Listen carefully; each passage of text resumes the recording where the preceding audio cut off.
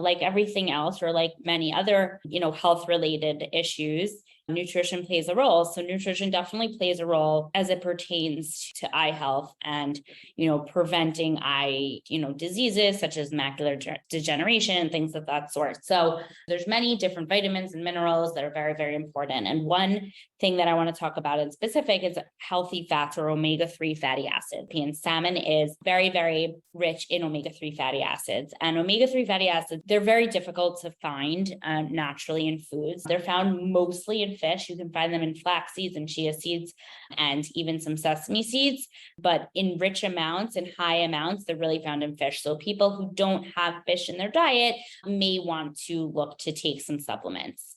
This is a very, very important nutrient.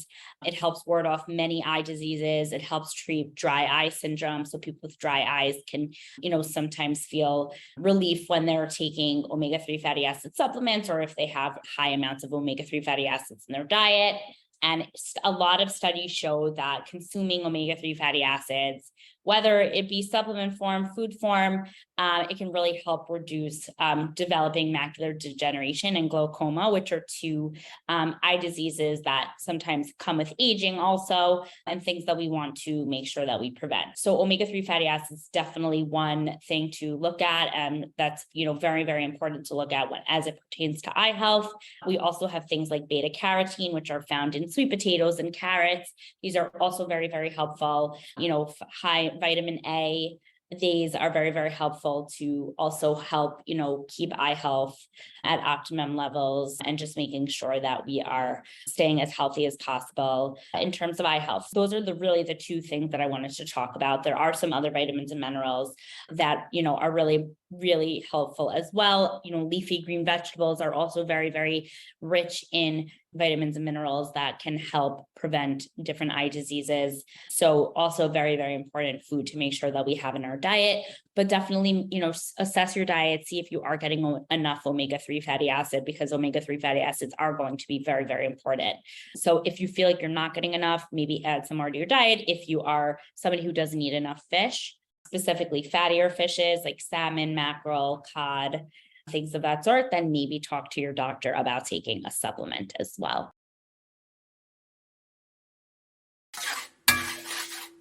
All right, so I've started off with the carrot, that's good for your eyesight, the beta carotene. I actually did the mushrooms before because, I wanted to get the stir fry going and kind of get everything in the pan before the end of the class.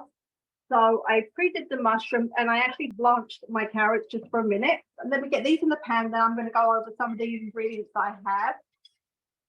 I went to Trader Joe's and I got a little crazy with the leafy greens because that's me. All right, so I bought kale. All right, so I have shredded kale here. With the kale, I haven't got anything to show you, but the stems, I've got a little bit of a stem here. You make sure everything comes off the stem because these stems are really firm when you cook. I have some baby spinach. I had some broccolina, the little baby broccoli on sale, snap peas, and mushrooms, because I like mushrooms. That's because we're keeping it meat free, I like a mushroom in it. And then some colorful peppers, so we'll get them going. All right, so mushrooms are done. So I'm going to put these to the side because they're already taken care of. I'm going to add some. I'm not going to add all of these because, if I make a stir fry later today, I can do it. It's just when you prep, it makes things really easy.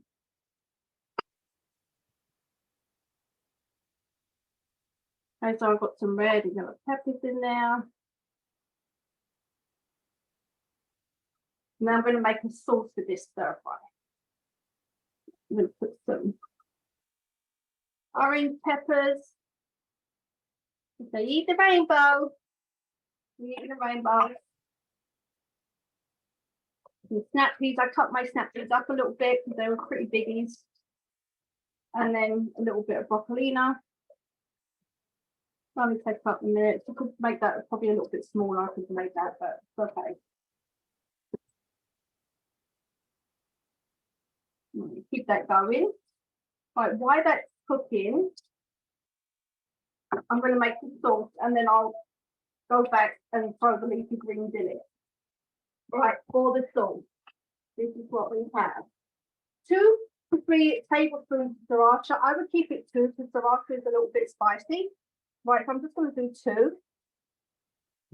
Right.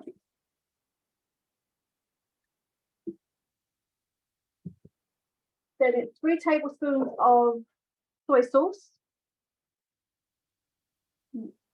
1, 2, 3.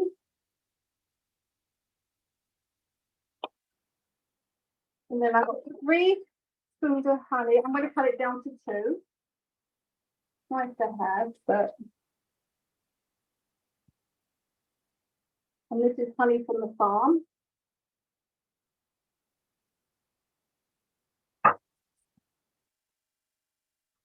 Then it has a teaspoon of ginger. I have ginger here all cut up. Ready? There's a teaspoon of ginger. And then 1 teaspoon of garlic. It says garlic paste, but I use fresh garlic. And then we're gonna, let me get a fork and we can put that all together.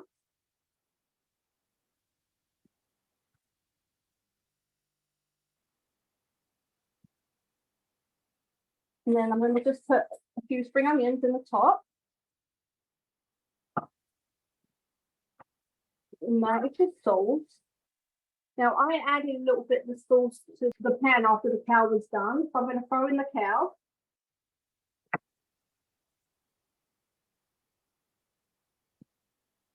Might just put all that one in, there's not that much there. And then we're going to put some spinach in there. And then I'm actually just going to put the lid on and steam it for a minute.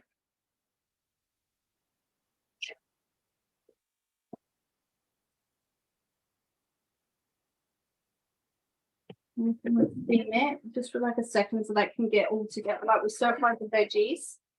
All right. Now I'm going to go to the end result because it's going to take a couple of minutes for that to get done.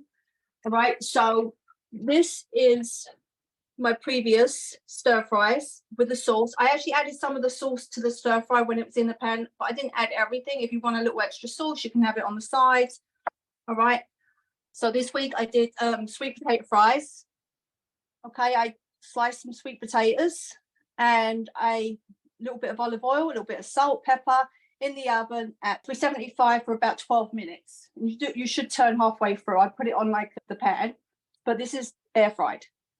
If not, you can just bake them. They're really good. Like if you're sitting there, you want a snack of a nighttime, you know, a healthy thing to snack on. The water of the week is something a little different. I saw this, and also infused water is supposed to be good for your eyes as well. I have apple and fresh rosemary.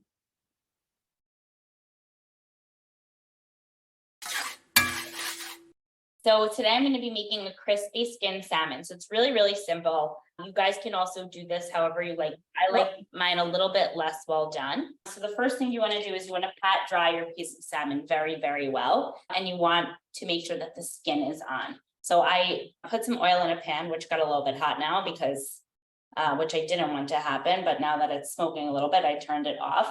The next thing you want to do is I use some avocado oil, but you can use olive oil, avocado oil, whatever you want. Put a tiny bit just on the skin.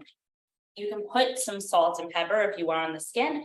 I usually don't, and I just put it on the top then. So now you're going to take your salmon, you're going to put it skin side down, and you're going to make sure that it goes really, really, really nicely, and that it's sitting very flush on the pan. And the whole point is that we want the skin to get very, very crispy.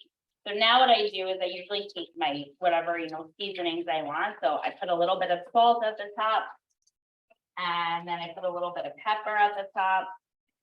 And you're going to see, by the way, that when this is going, it's going to immediately start shrinking. And that's good. That means that you have all of the skin on the bottom. But you want to make sure so that the skin doesn't peel off, which you'll see at my end result. I'm going to put on my little pan.